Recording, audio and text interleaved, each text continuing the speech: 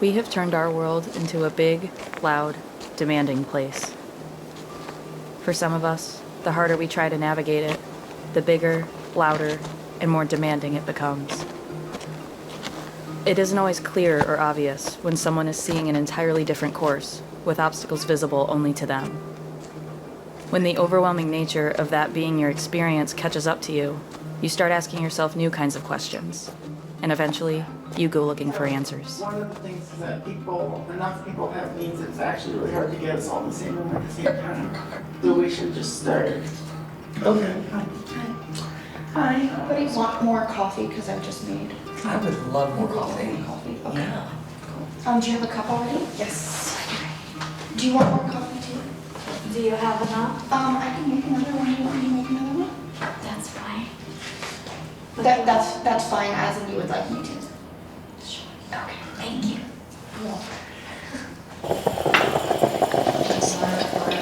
Seems fine. We're in here, Yeah. Make pretty good markers, and if I can keep that trajectory going, I'll be happy. So would that be sound a useful place to start? Just like what you might want to get out of this week, or how will you know that this week went well for you? Or is that too big of a question? Because that's also valid too.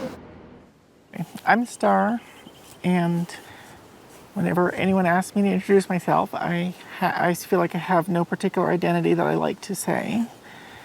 You know, I don't like to lead with my job or income or like different groups and stuff, and I think I'm individual, and that's kind of part of autism, I think, for me. So when I found out about autism, I was really on cloud nine. I was like, wow, like, that's me. Like, I just felt like I was something that no one else was in the entire world. Like, there was no other person like me at all. I had certainly never met anyone like me. Yeah, that's how I felt, right? When I lived in Vegas, I did the Vegas life, right? Like, I got up on the bar at Coyote Ugly and danced and sang and did not care. I didn't have to think anything through because I just did and existed. And now I feel like, God, if I were to even think about doing an evening like that, I'm just gonna, strip down to non-sensory, upsetting clothes and hide in my bed because I know that that's going to be the next week of my life if I even attempt it. So I have this longing for the capable person I was, but it was in reality just a highly masked individual that powered through a lot of things, which led to the burnout and the issues I'm having now. But does anyone else resonate with that longing and nostalgia feeling on their patients? So we are recording this on the top of a mountain in New Mexico, and it's the Ocate Cliffs Retreat Center. One of the things about the retreat that makes a retreat with autistic people more challenging is that everybody's on a kind of a different schedule. They can't always eat at the same time. When there's a topic that comes up, a tangent just becomes absolutely necessary, and there's sort of no way to not have that. People are not going to follow in order and kind of all do the same thing at the same time. What do you get your room? The synergetic play therapy. I call it an autistic workspace, and that is a lot more than a space that is accessible to autistic people. It's more like a space that is controlled by or has the, sort of a culture of autism in it, so that you're not the different one. The basic expectations are something that you can just be yourself and fulfill. This historically would be a really overwhelming task for me. And it was really hard for me not to bring my compass and ruler, right? Because there's part of me that wants everything to go perfectly. I feel like I want to cry. Mm-hmm. Crying's good.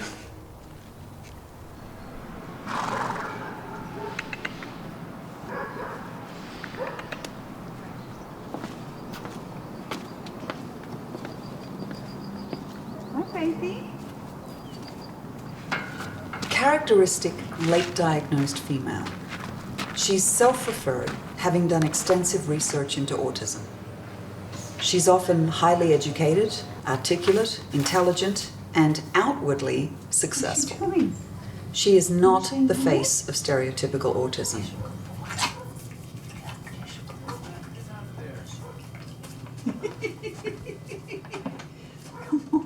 So the medical model of autism is really problematic. I remember being about age 9 and being taken to a child psychiatrist. And the psychiatrist asked me, "Do you hear voices?" And I said, "Yes." I thought it was a really stupid question because, I mean, of course I heard voices. I heard his voice fine. There was nothing wrong with my hearing. This was just before I was diagnosed with childhood schizophrenia.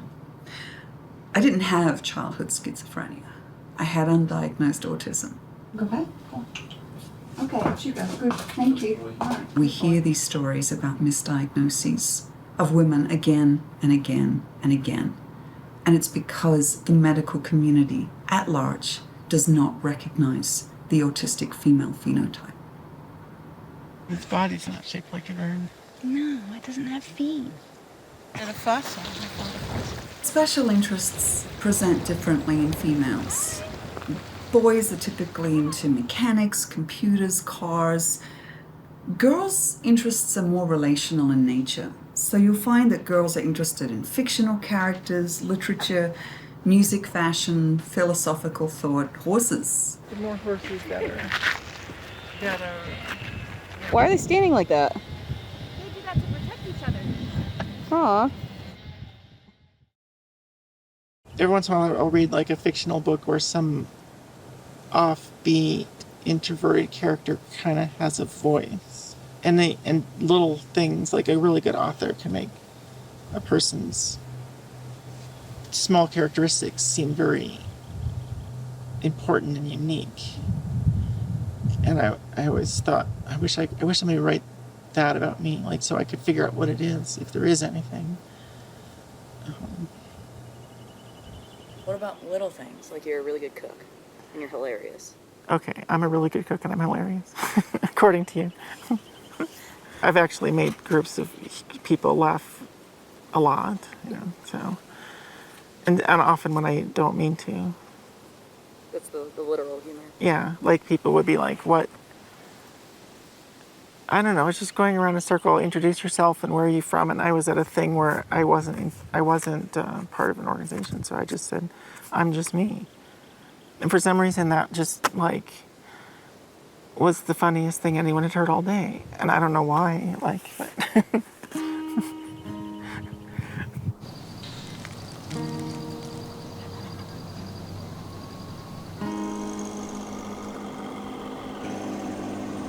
We started doing assessments at the suggestion of a psychologist friend of ours.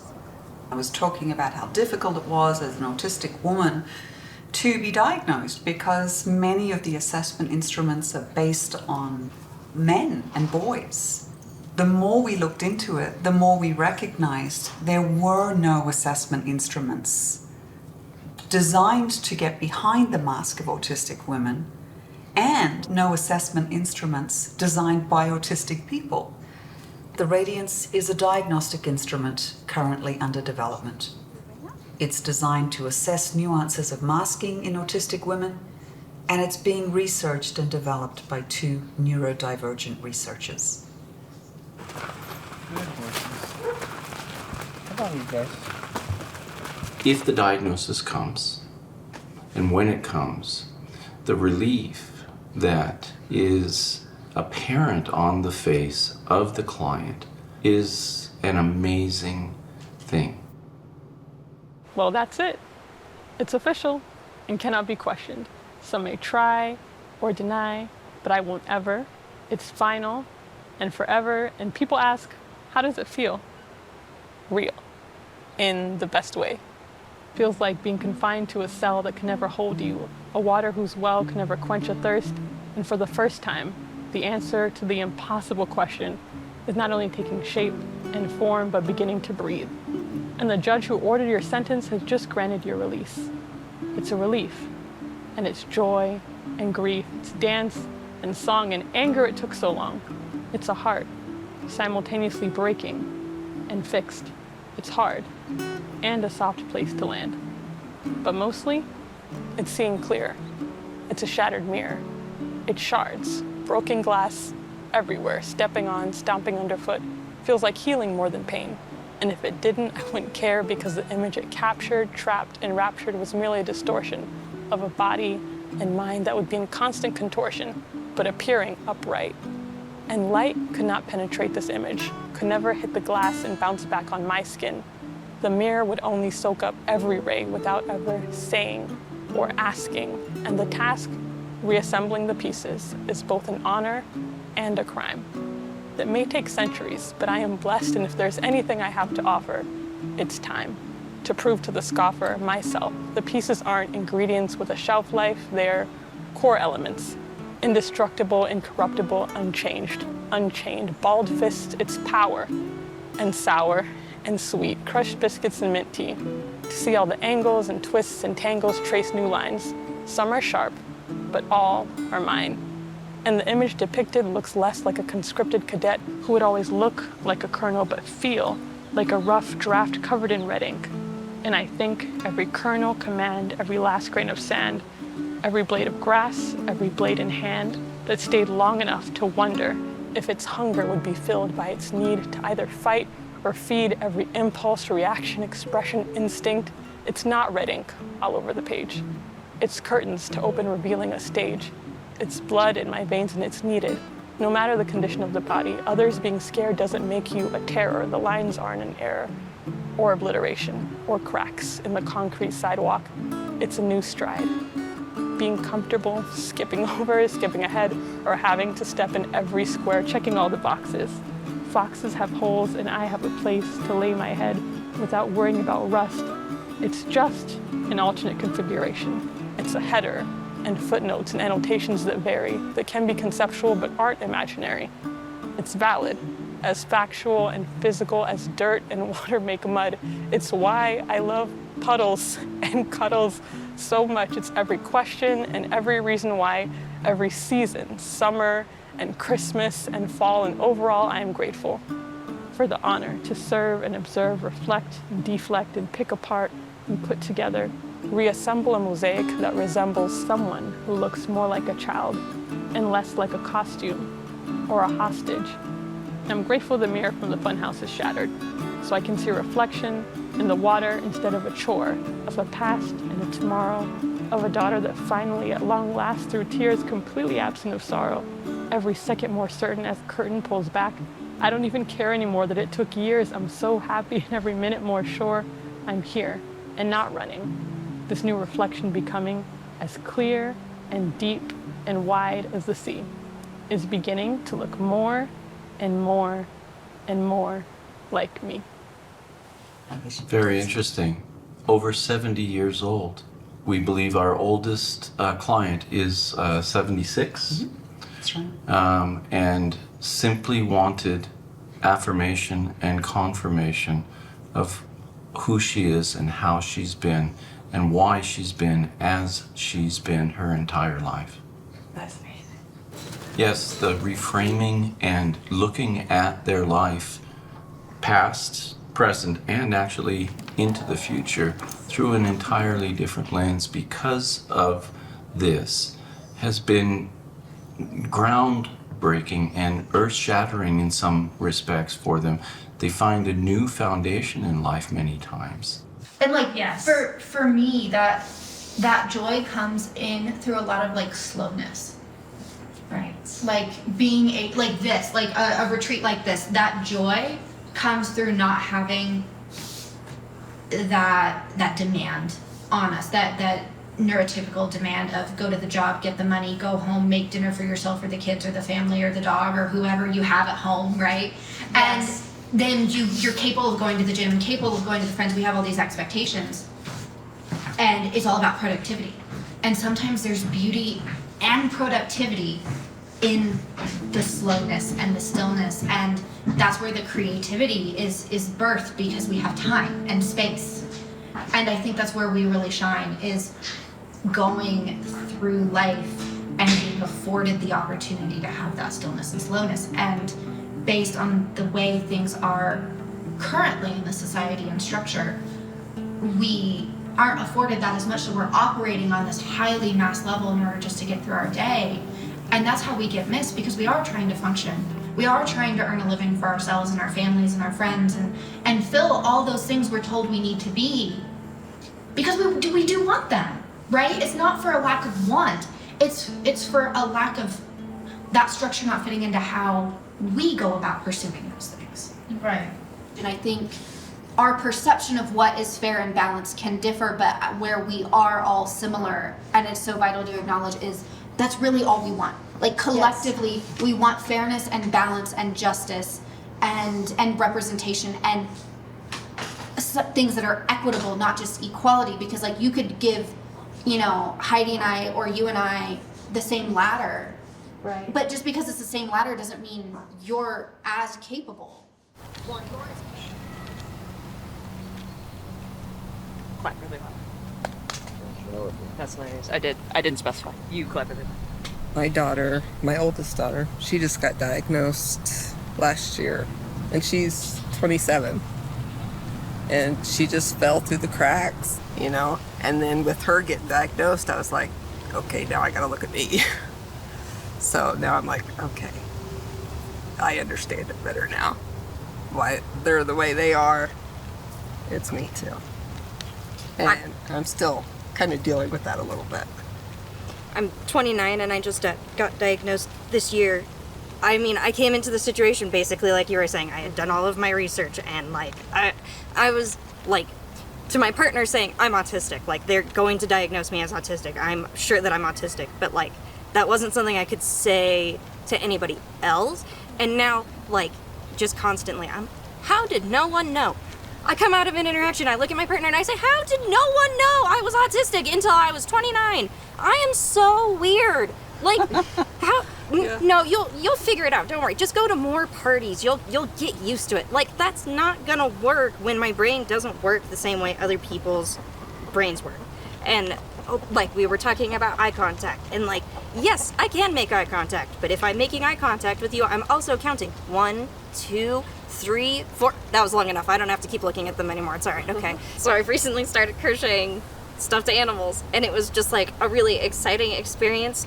I had tried to crochet a blanket. It was too difficult because I couldn't do the same thing over and over again. But when I tried to do the stuffed animals, each line was different, and it was super fun and engaging. And like, I immediately like quickly gained a new hobby or whatever to jump into, which I think probably goes along with like the ADHD and autism. I get really like deeply into things once I start to enjoy them. I crocheted a frog for myself, and then my partner said, oh, that's so cute, can you please make me a matching frog? And he like tells me every day, look how cute this little frog you made me is. And now I'm making little stuffed animals for my nephews, and like I just like having those fun new experiences where you like start learning something and you're like, oh, I'm good at this, I can do this, and I understand it, and I want to like do that more. I also crochet, but for the opposite reason. I don't like being challenged. I like making blankets. I love doing the same stitch over and over and over because I enjoy the textures, I enjoy the motion, and I enjoy the visual, and I enjoy seeing a completed project even though I don't always complete my projects. A lot of my pieces are just one stitch, that's it, double crochet, whole piece. And they're beautiful because I use very tiny thread and a very tiny hook, and it takes me forever. But that's okay because I find it relaxing. I was diagnosed with bipolar type 2 before I got my autism diagnosis, and it was like, oh, you're going through like the bipolar waves of up and down. But really what was happening was I was going to college for the first time when I had been in a comfortable environment at my parents' house up until that point. And then when I went away to college, everything changed. It started to dip. And then like I'd return home and things would go better for a little while, or I'd have to get a new job and things would immediately go down. And that it was actually just I can't regulate myself, and that like my environment was changing a lot at that time. And so that's, I guess, why it would look like bipolar 2 or whatever to somebody who isn't looking for autism. Right. It's validating. Yeah. Yeah. Because for a long time you think, oh, it's all in my head. Maybe I'm just making this up. But when you have someone else tell you, yes, you are autistic, it is so validating. And it makes you so much more comfortable with yourself because you don't think you're crazy anymore. You know what's wrong. And Or what's right. Or what's right. Absolutely. Right. Yeah, I didn't realize that I mask so much. I was also diagnosed as bipolar at 15, and I really think it was the same story, but I was masking. I'd get to school, I would be anxious, so anxious, my stomach hurt, my nerves were frayed. I'd be in school, the mask would come on, I'd look happy, I'd have energy, and then I'd go home and the mask would drop. And I would be very depressed. And they diagnosed me as bipolar, but none of the medications worked. That was none my experience. of them. Yeah, that the medications didn't do anything. And like they called it treatment-resistant depression at first too, because I was being treated for depression that wasn't getting any kind of cure with medication. And it's like, okay, that's not what the problem is. I just needed to understand. Like, I mean, I'm still struggling with depression. I'm not trying to say that that's not like there or anything, but like knowing why I was struggling was really a big like part of everything. When I got my diagnosis, I think it was you that gave me the line that there's comfort in knowing that you're a normal zebra and not a strange horse. And that was like, it was kind of like mind blowing because it was just like, yes, okay, I'm normal for who I am. Oh no. Don't oh no.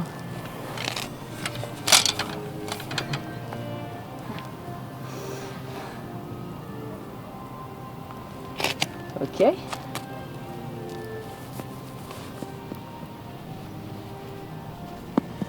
Okay, so one thing that is you could use to determine if somebody's autistic or not is if they're acting like an anthropologist studying their own culture. So in other words, if they're outside of it and they have to figure out the culture like intellectually, then that means that they're not inside the culture, because when you're inside something, you can't see it. So for example, like why do we ask people, how are you? I know that that's just a pleasantry because I've studied that, because it's like, hi, how are you? Good, how are you? Those are that's the expected script. You deviate from the script, people get upset because they weren't actually asking, how are you? It's a pleasantry and a greeting that just takes place. Yeah, but why? So like, let's say you were like really from Mars and you were just thinking, these humans, they do these things, why? Yeah. You could study and come up with a coherent answer as to why they do it, which is they're testing each other's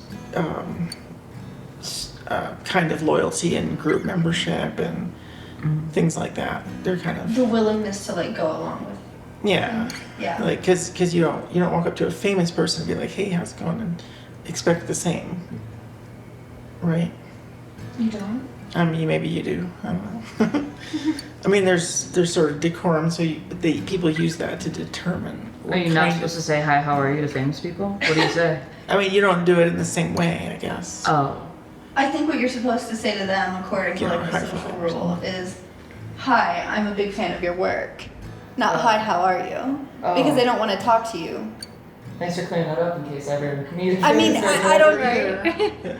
I mean, exactly. But if you ask a neurotypical person why, they'll be like, well, that shows respect or something. But then you're like, but what do you mean by showing respect? They don't, like, it just gets circular really fast. And that's because they're inside. It's like if you're underwater, you're a fish, you don't know about the air. You don't know about above water because you're in it. I mean, you don't even think of water as a thing either, I guess. I don't know what fish think.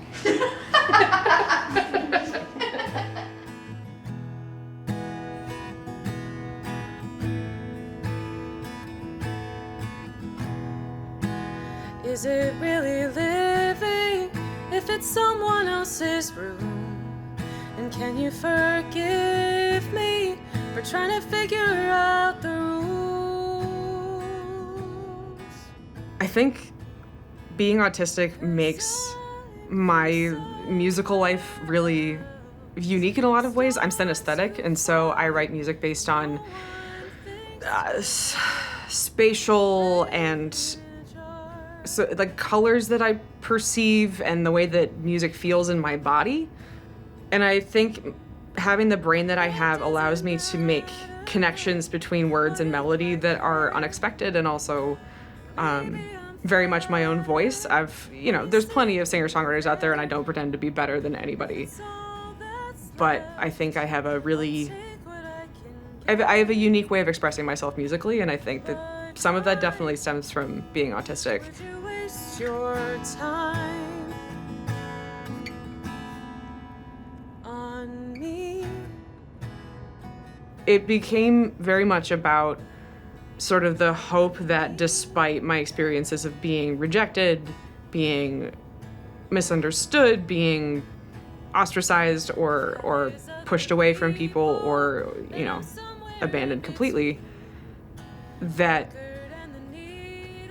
there is connection in the world that is, if not meant for me, then possible for me. And also that being able to put words to my experience would be a guiding light into where I'm going next. Because when I clean or cook, I'll dance and do things and turn on music. And I can tell when I'm more regulated because I'll sing. Yes, me too. Yeah, and if I'm not singing, I'm not very regulated. Mm-hmm. And if I try to sing and my voice gives out, I'm also not regulated. It's like I'm trying to force something that my body's not ready for. Oh my God, the voice, like I can be as loud as possible, I'm not regulated, and it's super quiet. Yeah. And then on another day where it's sort of confidence is there and the voice is there. There's so much stuff that I've learned. With me. With me.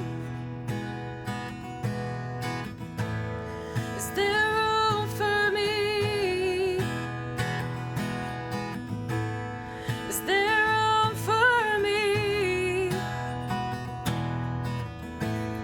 Is there room for me?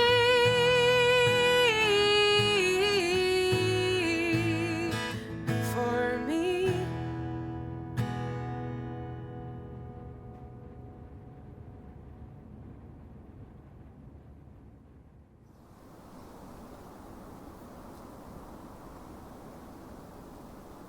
Our beautiful Oldenburg mare is called Radiance, with a W. Oldenburg mares have a tradition of being named with a W before their name. We decided to name our assessment tool after her. It really came about because I started calling it the Wilderwood Reflective Assessment because it had a very large component of reflecting back on the client's lives. So I was looking at it one day and I noticed that that acronym was WRA, and I thought, man, it's just like Radiance's name. So it is an acronym, and it stands for the Wilderwood Reflective Assessment and Diagnostic Indicator of Autistic and Neurodivergent Cognitive Expression. It's taken input from lots and lots of autistic women, asking them, does this sound like you? How would you rephrase this? Is this accurate? Looking at the strengths of autistic women, as well as some of their struggles. When I see women who finally get the acknowledgement that they've been looking for, and they look up at us, and there are tears in their eyes, sometimes they're weeping, and they say, I feel heard. It is absolutely the most powerful and moving moment when these women finally hear that there's nothing wrong with you. You are a perfectly perfect autistic woman. You're just not non-autistic. Non-autistic, right. What we'd like to see in the future is when women go to clinicians to be assessed, that they can say, I want you to use the Radiance. I want to be assessed with that instrument. That would make us very happy. They need to look for someone like you, someone like me. You know, intelligent, bright, well-educated, driven, making a success of our lives. Success. Don't see the breakdowns, the meltdowns. But in other words, you know, be willing to consider autism when it doesn't look like the normal manifestation. No, this is a big thing throughout my whole life. I don't feel like I've ever been given the chance to socialize. Like, I feel like I've never been in a scenario, like, it seems like everybody else is like, it kind of happens naturally. Like, it's not like everybody's really trying to like make friends all the time. But for me, if I ever wanted to have friends, it'd have to be like this huge effort to make friends. Gary, the Golden Bachelor. How old is he? 72? I didn't know that. Yeah, he's an old man. And he keeps saying stuff like, find my lifelong love. And, it's just like, and one woman said, what are you looking for in your next 30 years? 30 years? I thought about it on and off since I was a teenager, that I could be autistic. Maybe because I like couldn't hold a job, so it seemed like there had to be something going on. I don't feel like in any jobs I've had there really are any accommodations that would help me. But I would like to tell them so that like they would understand if I act socially odd, but I feel like because most people don't really understand autism that much, it wouldn't be helpful to even tell them, really. I called my insurance company and said, I want to be directed somewhere where I can be tested for autism. They gave me the name of one place. So I made an appointment at that place and I said, my insurance company told me to go here if I want to be tested for autism. And like, is that something you guys do? And they were like, yeah, like make an appointment. And so I showed up there and they thought I was just there for like a new general practitioner. And I was like, no, I'm here because I want to be tested for autism. The doctor I spoke to was just like, you don't seem like the people I know with autism. She said that I reminded her of her daughter. Right, I was thinking, I should have said that at the time. I should have been like, well, your daughter is probably autistic. It wasn't helpful. And then they just tried to set me an appointment for a pap smear. And then I cried outside afterwards. So when I was looking for somewhere to get tested, I wanted somewhere specifically that specialized in women being diagnosed, and so that was a big factor. I thought about going to a different place because I could get in sooner, but I had already started writing my narrative for Wilderwood, and I felt like I needed someone to read that in order to be able to diagnose me, just because I felt like I was able to articulate things so much better that way. And I emailed the other place and was like, if I go with you guys, will you read my narrative? But they seemed really confused by the question and like they wouldn't read it, and they had their own system, so that's why I stuck with Wilderwood. Chandra, look back at me. I've like always said that I feel like everything I do is performance art, which is maybe kind of autistic. I feel. I already do a lot of the like costumey, makeup-y stuff. And I like when I'm home alone, I'm always like lip syncing and dancing. So you would just have to put me in front of an audience. Wait, is one boy? Yes. One special boy. What a love ballad that is. I really love musicals so much. This is good. Going steady for good. Going steady. No.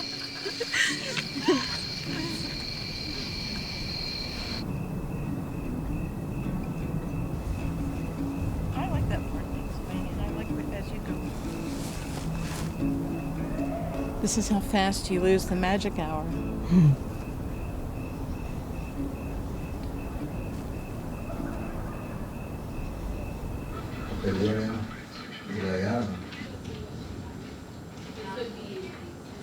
Typical, like they're ready for me to be angry, and I'm like, I'm actually not angry. I'm just curious. They're ready for you to be angry? Yeah, well, because everybody else is angry. And I was also like, I have pupil dilation, like different sizes, and okay, like you came in for dizziness and headaches. And I'm like, no, actually those were the secondary things that I put next to the other thing. Right.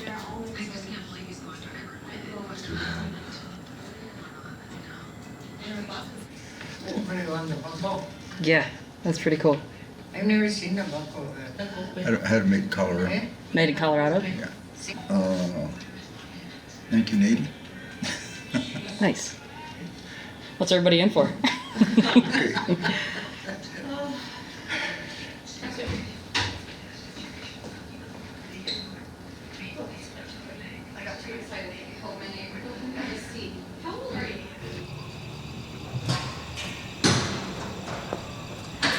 Ready to come out, Odie?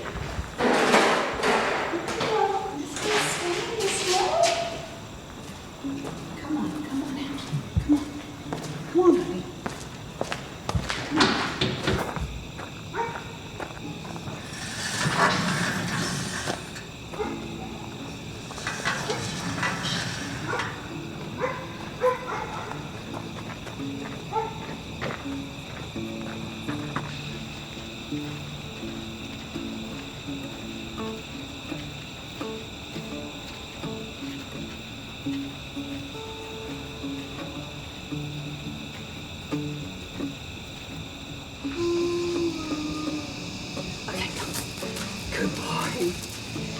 Different one. Okay,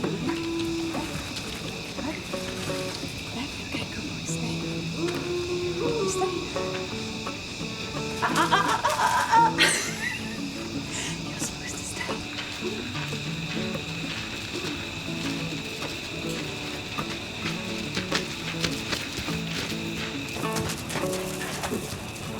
Good boy. Good boy. Actually, she does look better. I agree. She looks a lot front to back and the top down. And somehow it kind of moves pressure around. And then this way back.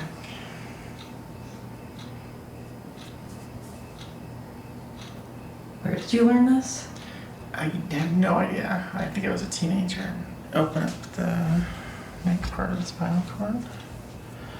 Like right in there. It's always in like this quarter or back through here. So like those two feel the best, but it makes a huge difference.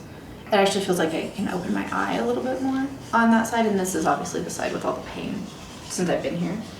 So yeah, the fact you learn that is like a teen, potentially somewhere along the line is wild. I love little like tidbits like that from people's lives. It's just, it's so good. Well, another one that I like is the sore spot, which is like right here.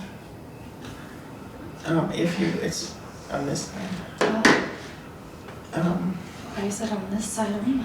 Yeah, it's one of those acupressure things. Ah. Yeah, so it's like, you see where I am, right? That's Yeah. where you are. There's a sore spot right there. Why is there a sore spot? You're over there doing it too. Yeah, I'm doing it. That's a point that's strengthening, and then my right here, your sort of heart point. It's not even a point. It's this. You have to go. You know. In towards You have yourself? to go this way. Okay. And that, if I'm having like a hot flash or if I'm having like flu symptoms, like that anxiety you get when you think you're gonna throw up, like that. Oh kind of thing. yeah, I hate that feeling. This and I think I'm accept pushing too myself hard. I think I'm going way too aggressive will with this. just like it makes it go away. Oh wow. My partner will come, like if I'm having like a hard time, he'll come up and he'll do pressure like right here and just hold his hand right here. Cause it makes me feel like it's that crush feeling, like similar to what Kenzie was talking about, like grabbing and like just firmly. It's so wild. Good night. Good night. Good night, Heidi. Thank you so much for all of this. Good night.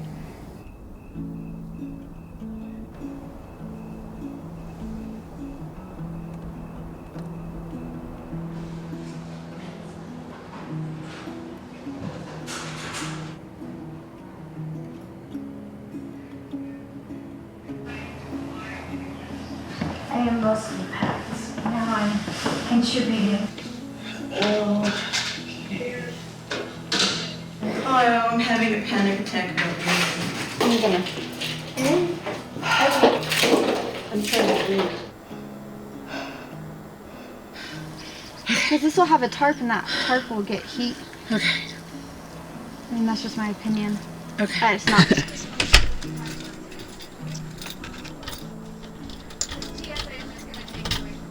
If autistic people are going to move forward and really make progress, especially for autistic women, we need to be united. We need to support each other and stand together.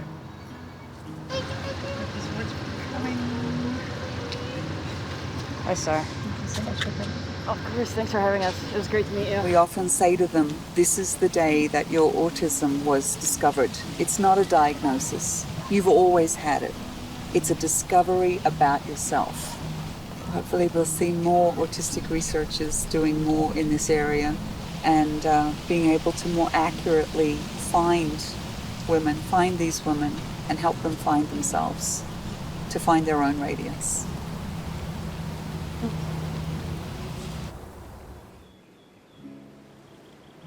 I can tell my tomato story, and Please tell your tomato story. yes. So we had twin teenage girls that were autistic, and one was considered a lot more autistic than the other and was semi-verbal. And the mom first said, "Are you is it okay? Like, could she actually go, or is she just too far gone?" That was sort of, she had very negative language for her children. And I said, "No, absolutely." And that one, it's always the ones that are introduced like that I feel the most connection to. So we were, she had never been, like a lot of autistic kids are misunderstood as having no skills or not being able to learn, which is totally not what autism is. So she had never helped make dinner or do a lot of things. So when it came to, here, we wanted her help. So I said, I'm going to have you cut these tomatoes. So I said, watch me, I'll cut one and you cut one. So I did my cutting and I gave her the knife. I think she had never used a knife. So she looked at what I did. She did her tomato. And not only did she cut it the same way, but she cut the segments in the tomato in the same, if I had happened to cut on the fleshy part between where the seeds are, she cut hers the same. So it was the exact same number of slices, the same way, because, we're literal.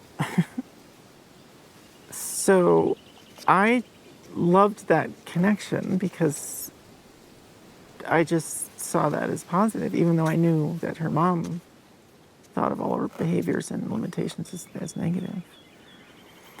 And then I just feel so, I'm the sort of person who's not terribly, I'm just really uncomfortable in big groups unless I have a close friend who's I know I'm with, who's not going to run off, because I'm just all about intimate connections that way. So having a person who's just like me, it kind of fulfills that, or I feel like it's really deeply part of something, just because that teenager was there being herself. That's my tomato story. Are we going this way? Curiosity killed the cat is only half the truth. The full expression ends with, but satisfaction brought it back.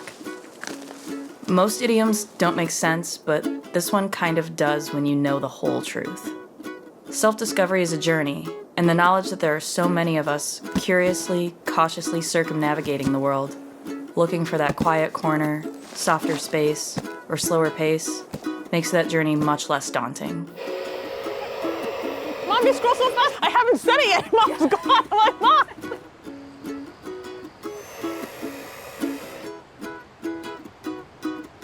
I know. I always wanted to do the old lesbian stand-up comedy thing. It smells like burnt popcorn out here. It smells good, doesn't it? No, I don't like it. We urgently need for the picture of autistic people, especially women, to be seen clearer, more easily recognized, and better understood. Now he wants to be the star. Here comes the bride. I love that so much. My fingies have a perfect fourth. Take it from a lifelong wallflower behind a camera. Things look a lot different when you play with different lenses. The story can change entirely. That was really nice. We are struggling. We are coping. We are in crisis. We are happy. We are burnt out. What was your favorite part? But we are bright. The whole fucking thing. Chipmunks, meeting you, meeting Alyssa, meeting Bree, and Star, who's adopted me because she's a mom, and chipmunks lying out back and looking up at the stars, walking to the meadow, just coming out in the morning and seeing all your faces. Aww. I'm gonna miss you guys. We're gonna miss you too.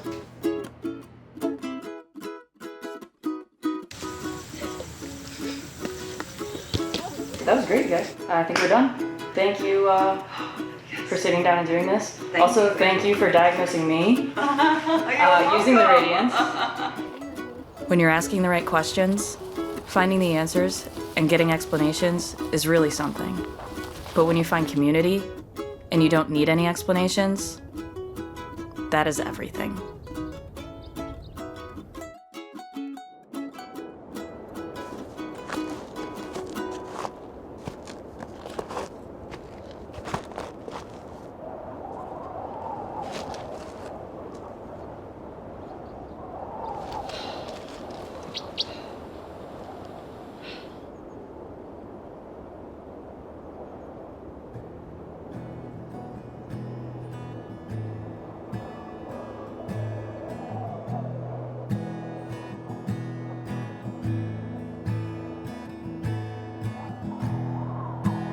Is it really living if it's someone else's room? And can you forgive me for trying to figure out the rules?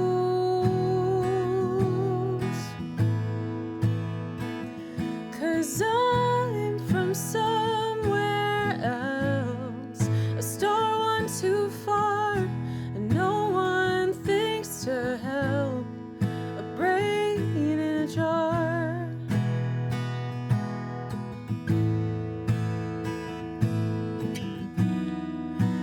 What does it matter? What do I care? And maybe I'm flattered when you see me there. If it's all that's left, I'll take what I can get. But why would you waste your time on me?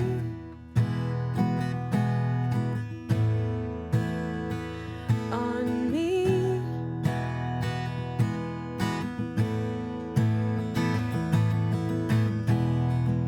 If hell is other people, then I'm somewhere in between the record and the needle, the singing and the scream.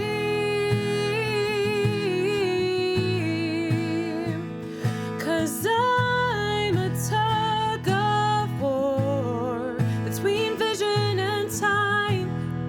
I'm the cutting room floor, I'm the pictures on the line.